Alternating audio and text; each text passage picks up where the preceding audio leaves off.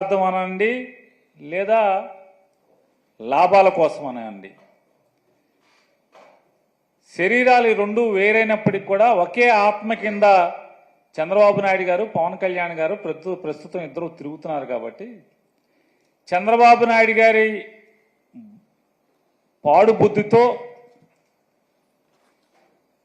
కుళ్ళిన మెదడుతో సాక్షాత్తు వెంకటేశ్వర స్వామి వారి ప్రసాదం గురించి మలినపు మాటలు మాట్లాడాడు. కాబట్టి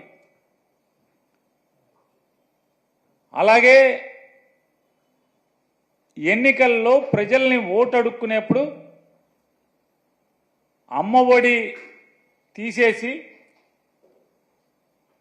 తల్లికి వందనం అనే పేరు మీద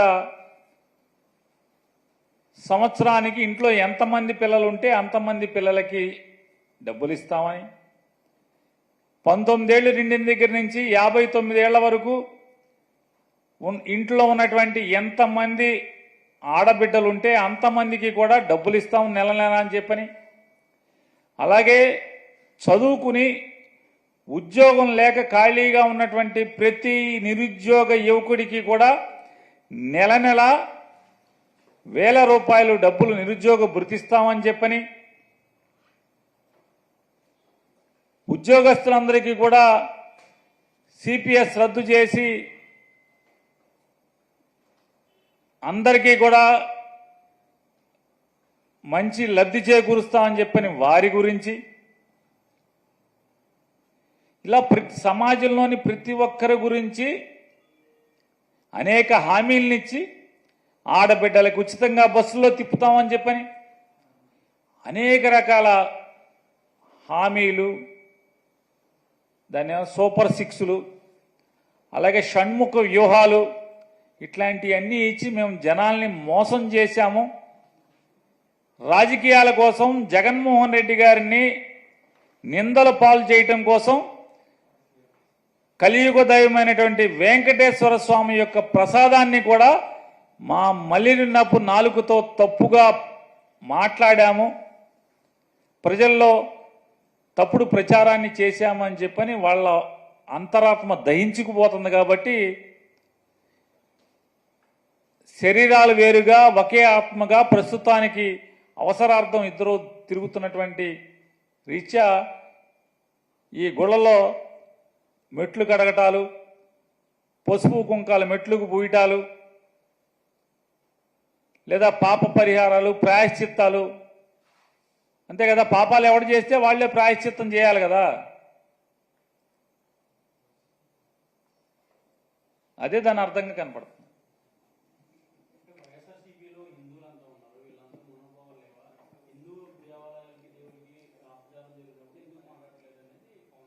ఎవరంటున్నారు సార్? పవన్ కళ్యాణ్ గారా? పవన్ కళ్యాణ్ గారు హిందూ అని చెప్తున్నారా? ఏమండి హిందూ అంటే? ఆ మధ్య భీమవరంలో ఎప్పుడో నేను బ్యాప్టిజం తీసుకున్నా అని చెప్పారు, ఆయనేనా? కాదండి, భీమవరంలో బ్యాప్టిజం తీసుకున్నానని చెప్పారు, వారేనా? పవన్ కళ్యాణ్ గారు? ఆ పవన్ కళ్యాణ్ గారు, ఈ పవన్ కళ్యాణ్ గారు ఒకళ్ళేనా? ఆ మధ్య ఎప్పుడో ఒక ముస్లిమ్స్ ఇంట్లో టోపీ పెట్టుకుని హలాల్ చేశారా మాంసాన్ని, హలాల్ చేయకపోతే మనం తినకూడదని చెప్పని, సోఫా మీద కూర్చోకూడదు, రంజాన్ మాసంలో కింద కూర్చోవాలి,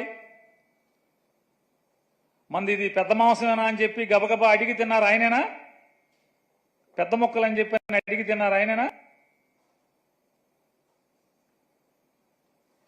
ఆయనేనా ఈ పవన్ కళ్యాణ్ గారు? జనం మర్చిపోరు ఏది కూడా. పవన్ కళ్యాణ్ గారు మీరు బ్యాప్టిజం తీసుకున్నానని చెప్పి మీరు చెప్పింది ఎవరు మర్చిపోరు. నాకు మతం లేదు, కులం లేదని చెప్పినా మీరు ఎవరు మర్చిపోరు. మీరు రష్యా చర్చిలో యేసు ప్రభువు యొక్క మందిరంలో మోకాళ్ల మీద మోకాళ్ళ దండేసింది కూడా ఎవరు మర్చిపోరు. మీ పిల్లలకి క్రైస్తవ పేర్లు పెట్టుకున్నా కూడా ఎవరు మర్చిపోరు. తప్పు లేదు, తప్పు అని నేను అంటలా. అంటే మీరు ఇవాళ కొత్తగా శ్రీ వైష్ణవ మతం ఎవరన్నా కొత్తగా పుచ్చుకుంటే ఒంట్లో ఎన్ని భాగాలు ఉంటే అన్ని భాగాలకి నామాలు పెట్టుకున్నా అంటే ఎవడో ఈయనలాంటోడు ఎవడో అట్లా కొత్తగా ఈయన హిందూ మతం తీసుకుని ఉంటాడు. మేమందరం పాత రోజుల నుంచి పుట్టిన కాడి నుంచి హిందువులే మేమందరం కూడా.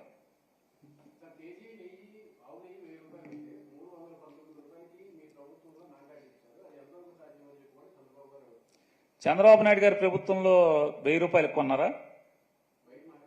కాదండి, నేను అనేది చంద్రబాబు నాయుడు గారు ముఖ్యమంత్రిగా ఉండగా తిరుమల తిరుపతి దేవస్థానం అంటే చంద్రబాబు నాయుడు గారి నాయకత్వంలో ఆయన దస్తూరితో ఆయన సంతకంతో ఎగ్జిక్యూటివ్ ఆఫీసర్గా చైర్మన్గా ఉద్యోగాలు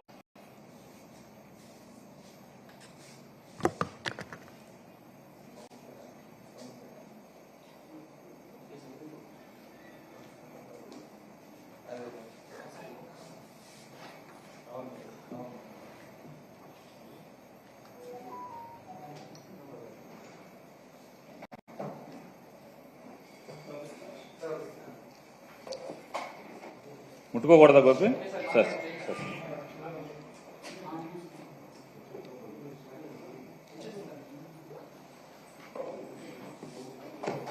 తిరుమల తిరుపతి శ్రీ వెంకటేశ్వర స్వామి వారి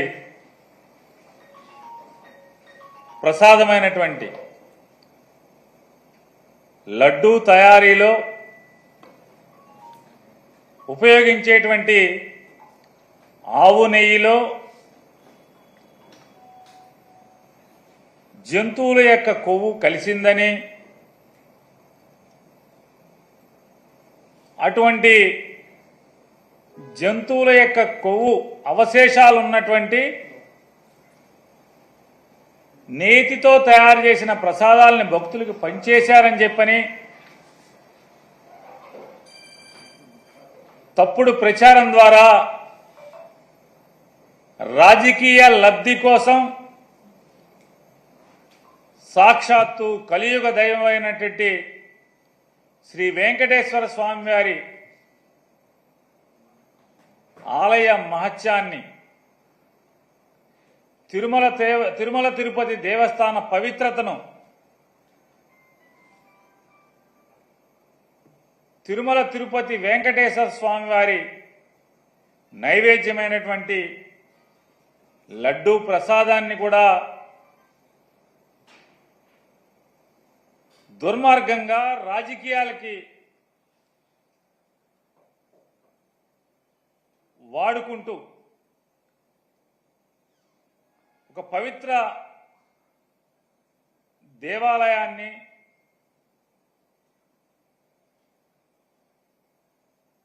ప్రపంచవ్యాప్తంగా ఉన్నటువంటి హైందవ ప్రజల యొక్క ఆరాధ్య దైవమైనటువంటి వెంకటేశ్వర స్వామి వారిని కూడా రాజకీయాల్లో భక్తుల మనోభావాల్ని దెబ్బతీసే స్థాయిలో ముఖ్యమంత్రి హోదాలో ఉన్నటువంటి ఒక బాధ్యతాయుతమైనటువంటి పదవిలో కూర్చున్నటువంటి నారా చంద్రబాబు నాయుడు గారు తిరుమల తిరుపతి ఎగ్జిక్యూటివ్ ఆఫీసర్ గారైన శ్యామలరావు గారు నెయ్యిలో లోపాలున్నటువంటి నెయ్యిని వెనక్కి తిప్పి పంపాము, మేము దాన్ని వాడలేదు, స్వీకరించలేదు అని, ప్రసాదానికి దాన్ని వాడకుండానే వెనక్కి తిప్పి పంపించాము అని చెప్పని,